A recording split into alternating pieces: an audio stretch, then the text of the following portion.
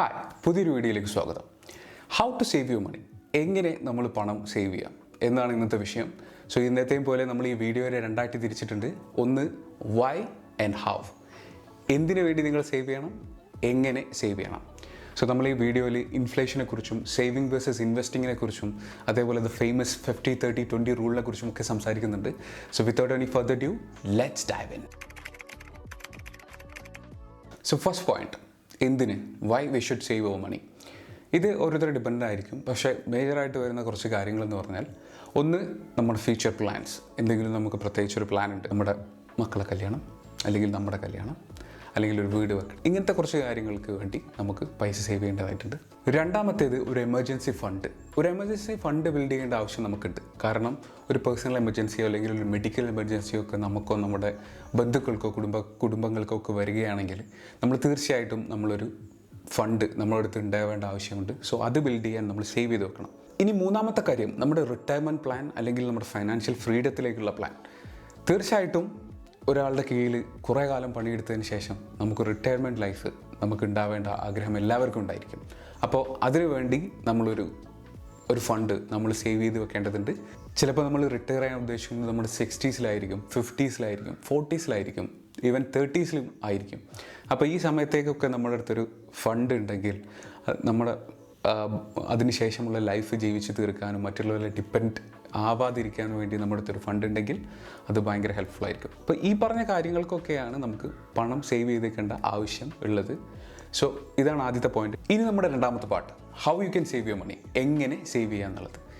Conventional method എന്ന് പറഞ്ഞാൽ നോർമലായിട്ടുള്ള എല്ലാ ആൾക്കാരും ഫോളോ ചെയ്യണത്, ഒന്ന് നമുക്കിപ്പോൾ ഒരു മാസം അവസാനം ഒരു 100 രൂപ നമുക്ക് സേവ് ചെയ്യാൻ പറ്റുമെങ്കിൽ ആ 100 രൂപ എടുത്ത് നമ്മൾ നമ്മുടെ പേഴ്സിലോ അല്ലെങ്കിൽ നമ്മുടെ അലമാരയിലോ സൂക്ഷിച്ച് വെക്കും. ഇതാണ് ഒന്നാമത്തെ സേവിങ് മെത്തേഡ്. ഇനി രണ്ടാമത്തെ സേവിങ് മെത്തേഡ് എന്ന് പറഞ്ഞാൽ നമുക്ക് സേവിങ്സ് അക്കൗണ്ട് ഉണ്ടായിരിക്കും. എല്ലാവർക്കും ഒരു സേവിങ്സ് അക്കൗണ്ട് ഉണ്ടായിരിക്കും. അതിലൊരു 3-4% ഇൻട്രസ്റ്റ് ഉള്ള ഒരു സേവിങ്സ് അക്കൗണ്ട് ആയിരിക്കും എല്ലാവർക്കും ഉണ്ടായിരിക്കുക. അതിൽ നമ്മൾ പൈസ ഇടും. ഇപ്പോൾ ഈ 100 രൂപ അതിലിട്ടാൽ ആ 100 രൂപയുടെ 3-4% നമുക്ക് റിട്ടേൺ കിട്ടും. അങ്ങനെ അതൊരു മെത്തേഡ്. ഇനി ഭൂരിഭാഗം ആൾക്കാരും ചെയ്യുന്ന മറ്റൊരു മെത്തേഡ്, ഫിക്സഡ് ഡെപ്പോസിറ്റിൽ കൊണ്ടുപോയി ഇൻവെസ്റ്റ് ചെയ്യും.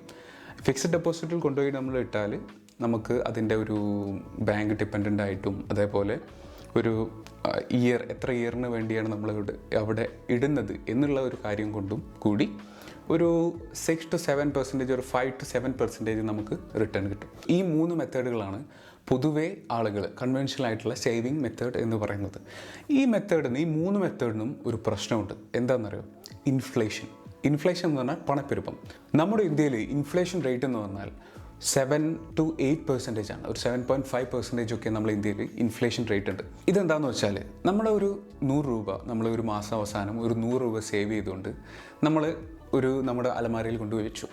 ഈ അലമാരയിൽ നിന്നും നമ്മളിത് 5-10 കൊല്ലം കഴിഞ്ഞ് എടുക്കുകയാണെങ്കിൽ ആ 100 രൂപ ആയിട്ട് തന്നെ ഉണ്ടാവും, അത് വർദ്ധിക്കുകയില്ല. പക്ഷേ ഇപ്പം നമ്മൾ കൊണ്ടുപോയി വെച്ചാൽ ഈ 100 രൂപ എടുത്തുകൊണ്ട് നമുക്ക് വാങ്ങാൻ പറ്റുന്ന സാധനം ഒരു 5-10 കൊല്ലം കഴിഞ്ഞാൽ നമ്മൾ ചിലപ്പോൾ 200 രൂപ 300 രൂപ കൊടുക്കേണ്ടി വരും ആ സാധനം നമ്മൾ വാങ്ങണമെങ്കിൽ.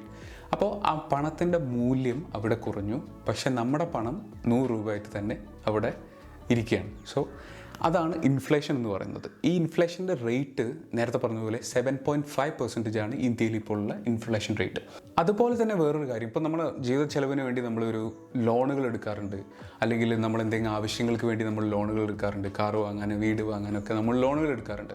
ഈ ലോൺ എടുക്കുമ്പോൾ നമ്മൾ അടയ്ക്കേണ്ടി വരുന്ന ഇൻട്രസ്റ്റ് എന്ന് പറഞ്ഞാൽ ഒരു 9-14% വരെയൊക്കെയാണ്. അപ്പോൾ ഈ 9-14% ഇൻട്രസ്റ്റും കൂടിയും അതിൻ്റെ മേലെ വരും. അതേപോലെ നമ്മൾ ഈ ഇൻഫ്ലേഷൻ, ഞാൻ നേരത്തെ പറഞ്ഞ ഇൻഫ്ലേഷൻ എന്ന് പറഞ്ഞൊരു കാര്യം കൂടി ഇതിൽ കടന്നു വരുമ്പോൾ, നമ്മൾ സേവ് ചെയ്യാൻ വേണ്ടി നേരത്തെ ഉപയോഗിച്ച മെത്തേഡുകൾ, ഒന്ന് നമ്മൾ അലമാരയിൽ വെക്കുക, 2 നമ്മൾ സേവിങ്സ് അക്കൗണ്ടിലിടുക, 3-4% മാത്രമേ കിട്ടുള്ളൂ, 3ാമത് FD ഫിക്സ്ഡ് ഡെപ്പോസിറ്റിൽ ഇൻവെസ്റ്റ് ചെയ്യുക. ഈ 3 കാര്യങ്ങളും മാക്സിമം തരുന്നത് 7% ആണ് അല്ലേ? പക്ഷേ നമ്മൾ നേരത്തെ പറഞ്ഞ പോലെ ഇന്ത്യയിലെ ഇൻഫ്ലേഷൻ റേറ്റ് 7.5% ആണ്. അപ്പോൾ അവിടെ 0.5%-ൻ്റെ മാറ്റമുണ്ട്. അതുമാത്രമല്ല, പിന്നെ നമ്മൾ FDയിൽ ഇടാനും ഇതിനൊക്കെയുള്ള ഒരു പ്രോസസ്സിങ് ചാർജും ഇതിൻ്റെ കൂടെ വരും. മാത്രമല്ല, നമ്മൾ ലോണുകൾ കാര്യങ്ങളൊക്കെ എടുക്കുകയാണെങ്കിൽ 9-14% നമ്മൾ ലോൺ അടയ്ക്കേണ്ടി വരും. അപ്പോൾ ഇൻഫ്ലേഷൻ റേറ്റിനെ തടയാൻ പോലും നമ്മളെ പണത്തിന് കഴിയില്ല. അപ്പോൾ നമ്മൾ ശീലിച്ചിട്ടുള്ള ഈ 3 മെത്തേഡ്സും, കൺവെൻഷനൽ ആയിട്ടുള്ള ഈ 3 മെത്തേഡ്സും നമുക്ക് പണം സേവ് ചെയ്യാൻ സഹായിക്കുന്നില്ല എന്ന് മനസ്സിലായ സ്ഥിതിക്ക് ഇനി എന്ത് ചെയ്യാൻ പറ്റും എന്ന് നോക്കാം. ഇൻവെസ്റ്റ് ചെയ്യുക എന്നുള്ളതാണ് ഇതിന് ഏക പരിഹാരം. സോ എവിടെ ഇൻവെസ്റ്റ് ചെയ്യണം, എന്തിൽ ഇൻവെസ്റ്റ് ചെയ്യണം, എത്രത്തോളം ഇൻവെസ്റ്റ് ചെയ്യണം എന്നൊക്കെ നമുക്ക് സംസാരിക്കാം. എങ്ങനെ ഇൻവെസ്റ്റ് ചെയ്യണം എന്ന് പറയുന്നതിന് മുമ്പ് നമ്മുടെ എത്രത്തോളം ഇൻവെസ്റ്റ് ചെയ്യണം എന്ന് പറയണം. സോ അവിടെയാണ് നമ്മുടെ ഫേമസ് 50-30-20 റൂള് വരുന്നത്. നമ്മുടെ എൻ്റയർ വരുമാനത്തിൻ്റെ 50% നമുക്ക് നമ്മുടെ ആവശ്യങ്ങൾക്ക് വേണ്ടി ഉപയോഗിക്കാം. ഓക്കെ, ഇനി ബാക്കിയുള്ള 30% നമ്മളെ ആഗ്രഹങ്ങൾക്ക് വേണ്ടി ഉപയോഗിക്കാം. അതായത് നമ്മളെ ലോണുകൾ അടക്കാനും കാര്യങ്ങളൊക്കെ ഉണ്ടാവും. നമ്മൾ ഒരു ആഗ്രഹത്തിൻ്റെ പുറത്ത് നമ്മൾ വാങ്ങിക്കുന്ന കാര്യങ്ങളിൽ ലോൺ പേയ്മെൻറ്റ് അങ്ങനത്തെ കാര്യങ്ങളിലൊക്കെ നമുക്ക് ഉപയോഗിക്കാം. ബാക്കി വരുന്ന 20% നിർബന്ധമായിട്ട് നമ്മൾ ഇൻവെസ്റ്റ് ചെയ്യണം. എന്നിരുന്നാലേ നമ്മൾ why we should save our money എന്ന് നമ്മൾ ആദ്യം പറഞ്ഞ് ആ ഒരു പോയിന്റിലേക്ക് നമുക്ക് എത്തിച്ചേരാൻ സാധിക്കുകയുള്ളൂ. ഇൻവെസ്റ്റ്മെൻറ്റ് എന്ന് കേൾക്കുമ്പോൾ നമ്മുടെ മനസ്സിലേക്ക് ആദ്യം തന്നെ വരുന്നത് റിസ്ക് എന്നുള്ള വാക്കായിരിക്കും. തീർച്ചയായിട്ടും റിസ്ക് ഉള്ള ഒരു മേഖല തന്നെയാണ് ഇൻവെസ്റ്റ്മെൻറ്റ്. പക്ഷേ നമുക്ക് റിസ്ക് ഫ്രീ ആയിട്ട് എങ്ങനെ ഇൻവെസ്റ്റ് ചെയ്യാം എന്ന് നോക്കാം. റിസ്ക് ഫ്രീ അസറ്റിൽ ഇൻവെസ്റ്റ് ചെയ്തുകൊണ്ട് നമുക്ക് റിസ്ക് ഫ്രീ ആയിട്ട് നമ്മുടെ പണത്തിനെ സേവ് ചെയ്യാൻ പറ്റും. അത് എങ്ങനെയെന്ന് നോക്കുന്നതിന് മുമ്പ് 2 കാര്യങ്ങൾ നമ്മൾ പറയേണ്ടതുണ്ട്. ഒന്ന് അസറ്റ് ആൻഡ് ലയബിലിറ്റി. അസറ്റ് എന്ന് പറഞ്ഞാൽ എന്ത് കാര്യങ്ങൾ നമ്മളെ പോക്കറ്റിലേക്ക് പണം നിറക്കുന്നുവോ അതാണ് അസറ്റ്സ്. എക്സാമ്പിൾ ഒരു റെൻറ്റ് തരുന്ന ഒരു വീടാവാം, അല്ലെങ്കിൽ ഒരു ബിൽഡിംഗ് ആവാം, അല്ലെങ്കിൽ ഒരു ഇൻവെസ്റ്റ്മെൻറ്റ് പ്ലാൻ ആയിരിക്കാം, ഒരു SIP ആയിരിക്കാം. അല്ലെങ്കിൽ ഈ ലയബിലിറ്റീസ് എന്ന് പറഞ്ഞാൽ നമ്മുടെ കയ്യിൽ നിന്നും പണം പോകുന്ന കാര്യങ്ങൾ, അതാണ് ലയബിലിറ്റീസ്. അതായത് നമ്മളൊരു വീട് വാങ്ങുന്നത് അല്ലെങ്കിൽ അങ്ങനത്തെ എക്സാമ്പിൾസ്. ഇനി നമ്മൾ എവിടെ ഇൻവെസ്റ്റ് ചെയ്യണമെന്ന് ചോദിച്ചാൽ നമുക്ക് SIPs ഉണ്ട്. SIP ഓൺ മ്യൂച്വൽ ഫണ്ട്സിൽ ഇൻവെസ്റ്റ് ചെയ്യാം, അതേപോലെ സ്റ്റോക്ക് മാർക്കറ്റിൽ ഇൻവെസ്റ്റ് ചെയ്യാം, റിയൽ എസ്റ്റേറ്റിൽ ഇൻവെസ്റ്റ് ചെയ്യാം. ഇങ്ങനത്തെ പല മെത്തേഡ്സ് ഉണ്ട്. ഇതിൽ ആദ്യം തന്നെ നമ്മൾ SIPനെ കുറിച്ച് സംസാരിക്കുകയാണ്. SIP എന്നുള്ള സംഭവത്തിൽ പലർക്കും തെറ്റിദ്ധാരണകളുണ്ട്. അതായത് SIP എന്ന് പറഞ്ഞാൽ സിസ്റ്റമാറ്റിക് ഇൻവെസ്റ്റ്മെൻറ്റ് പ്ലാൻ എന്നാണ് അർത്ഥം. അതൊരു പ്ലാനാണ്. നമ്മൾ ഫോർ എക്സാമ്പിൾ പറയുകയാണെങ്കിൽ നമ്മളൊരു മ്യൂച്വൽ ഫണ്ട്സിലോ അല്ലെങ്കിൽ ഒരു സ്റ്റോക്കിലോ നമ്മൾ ഒരു സിസ്റ്റമാറ്റിക്കായിട്ട് ഇൻവെസ്റ്റ് ചെയ്യുക. അതായത് ഒരു മാസത്തിൽ നമ്മൾ ജനുവരി 1 ഇൻവെസ്റ്റ് ചെയ്യണമെങ്കിൽ പിറ്റേ മാസം ഫെബ്രുവരി 1, അതേപോലെ ഓരോ മാസത്തിൻ്റെ തുടക്കത്തിൽ നമ്മൾ ഇൻവെസ്റ്റ് ചെയ്യുകയാണെങ്കിൽ അതിനെ ഒരു സിസ്റ്റമാറ്റിക് വേ എന്ന് പറയാം. ആ ഒരു വേ മാത്രമാണ് SIP എന്നുള്ളതുകൊണ്ട് ഉദ്ദേശിക്കുന്നത്. ഇനി SIP കൊണ്ടുള്ള ഗുണം എന്താണെന്ന് വെച്ചാൽ SIP നമ്മുടെ ഇന്ത്യയിലുള്ള ഒട്ടുമിക്ക SIPസും ഒരു 12-20% വരെ റിട്ടേൺ തരുന്ന ഒരു ഇൻവെസ്റ്റ്മെൻറ്റ് മെത്തേഡാണ്. 12-20% എന്ന് പറഞ്ഞു കഴിഞ്ഞാൽ നമ്മൾ നേരത്തെ ഇൻഫ്ലേഷനെ കുറിച്ച് പറഞ്ഞു. 7.5% ഇപ്പോൾ ഇൻഫ്ലേഷൻ എന്ന്.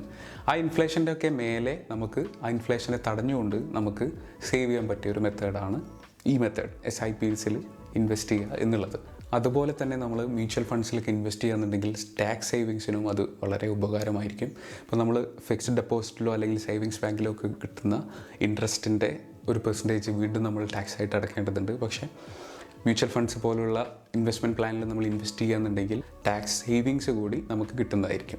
SIPസിനെ കുറിച്ച് സംസാരിക്കുമ്പോൾ തീർച്ചയായിട്ടും പറഞ്ഞിരിക്കേണ്ട ഒരു കാര്യമാണ് കോമ്പൗണ്ടിങ് എന്നുള്ളത്. കോമ്പൗണ്ടിങ് എന്ന് വെച്ചാൽ ഫോർ എക്സാമ്പിൾ നമ്മൾ പറയുകയാണെങ്കിൽ നമ്മളൊരു മാസത്തിൽ ഒരു 10,000 രൂപ നമ്മൾ ഇൻവെസ്റ്റ് ചെയ്യുമെന്ന് വിചാരിക്കുക. ഒരു വർഷത്തിൽ അത് ഒരു 1,20,000 രൂപയായി മാറും ഇൻവെസ്റ്റ് ചെയ്യുന്നത്. ഈ 1,20,000 രൂപ ഒരു 10% റിട്ടേൺ നമുക്ക് കിട്ടുകയാണെങ്കിൽ അത് 12,000 റുപ്പീസാണ് ഒരു വർഷത്തിൽ കിട്ടുക. അപ്പം നെക്സ്റ്റ് വർഷത്തിൽ നമ്മുടെ ക്യാപിറ്റലിലേക്ക് 1,20,000 കൂടെ ഈ 12,000 രൂപ കൂടി കൂടും. അതായത് 1,20,000 പ്ലസ് 12,000 നമുക്ക് അടുത്ത വർഷത്തിൽ നമ്മളെ ക്യാപിറ്റലായിരിക്കും. അപ്പോൾ അങ്ങനെ ഇതിൻ്റെ റിട്ടേൺ കിട്ടുന്നതും കൂടി ഇൻവെസ്റ്റ്മെൻറ്റിലേക്ക് പോയി അങ്ങനെ കൂടി വരുന്ന ഒരു സംഭവമാണ് കോമ്പൗണ്ടിങ്. ഈ കോമ്പൗണ്ടിങ് എന്ന് പറയുന്നത് ഭയങ്കര എഫക്റ്റീവായിട്ടുള്ള ഒരു കാര്യമാണ്. നമ്മൾ ഫോർ എക്സാമ്പിൾ പറയുകയാണെന്നുണ്ടെങ്കിൽ 15,000 രൂപ നമ്മളൊരു SIPയിൽ ഒരു 12% കിട്ടുന്ന ഒരു SIPയിൽ ഇടുകയാണെന്നുണ്ടെങ്കിൽ അത് 5 ഇയേഴ്സ് കഴിഞ്ഞാൽ 12 lakhs മാറും. അത് 10 ഇയേഴ്സ് ആയാൽ അത് 75 lakhs മാറും. അത് 20 ഇയേഴ്സ് ആയി കഴിഞ്ഞാൽ 1.5 crores മാറും. 30 ഇയേഴ്സ് ആയി കഴിഞ്ഞാൽ 5.2 crores മാറും. 40 ഇയേഴ്സ് ആയി കഴിഞ്ഞാൽ 18 crores മാറും. ഒരാൾ അയാളുടെ 20ാമത്തെ വയസ്സിൽ ഈ 15,000 രൂപ ഇൻവെസ്റ്റ് ചെയ്യാൻ തുടങ്ങിയാൽ അയാൾ റിട്ടയർ ആവുന്ന സമയത്ത് ഒരു 60 ഇയേഴ്സ് ആവുന്ന സമയത്ത് അയാളുടെ കയ്യിൽ 18 കോടി രൂപ ഉണ്ടാവും. അപ്പോൾ നമ്മൾ ചിന്തിക്കും ചിലപ്പോൾ 60ാമത്തെ വയസ്സിൽ 18 കോടി രൂപ നമ്മളെടുത്തുണ്ടായിട്ട് എന്താ കാര്യമെന്ന്. പക്ഷേ ഒന്നുമില്ലാതെ നമ്മൾ റിട്ടയർമെൻറ്റ് ലൈഫ് വരുന്നതിനേക്കാൾ എത്രയോ നല്ലതല്ലേ. മറ്റുള്ളവരെ ഡിപ്പെൻഡ് ചെയ്യാതെ നമുക്ക് 18 കോടി രൂപ നമ്മുടെ ബാങ്ക് അക്കൗണ്ടിൽ നമുക്ക് ഇഷ്ടം പോലെ ചിലവഴിക്കാൻ നമ്മളെടുത്തുണ്ടെങ്കിൽ അല്ലേ. SIP പോലെ തന്നെ സ്റ്റെപ്പ് അപ്പ് SIP എന്ന് പറഞ്ഞിട്ടുള്ള ഒരു മെത്തേഡും കൂടിയുണ്ട്. അത് ഇപ്പോൾ ഒരു വർഷത്തിൽ നമ്മൾ ആദ്യത്തെ വർഷം 15,000 രൂപയാണ് ഇൻവെസ്റ്റ് ചെയ്യുന്നുണ്ടെങ്കിൽ അതിൻ്റെ 15% കൂടി കൂട്ടിയിട്ട് നമ്മൾ അടുത്ത വർഷം ഇൻവെസ്റ്റ് ചെയ്യുക. അങ്ങനെ ഓരോ വർഷം കൂടുന്തോറും നമ്മൾ 15% മോർ ഇൻവെസ്റ്റ് ചെയ്യുക. വീഡിയോ നമ്മൾ വൈൻഡപ്പ് ചെയ്യാണ്. ഒരുപാട് കാര്യങ്ങൾ ഇനിയും പറയാനുണ്ട് ഇതിനെക്കുറിച്ച്. അപ്പോൾ നമ്മൾ വരും വീഡിയോസിൽ ഇതിനെക്കുറിച്ച് സംസാരിക്കുന്നതായിരിക്കും. അഭിപ്രായങ്ങളും നിർദ്ദേശങ്ങളും എല്ലാം ഈ വീഡിയോയുടെ താഴെയുള്ള കമൻറ്റ് ബോക്സിൽ രേഖപ്പെടുത്തുക. അതുപോലെ നിങ്ങൾക്ക് ഈ വീഡിയോ ഇഷ്ടമായെങ്കിൽ you can click the like button. ഇഷ്ടമായിട്ടില്ലെങ്കിൽ you can click the dislike button also. Consider subscribing. See you in the next video. Thank you.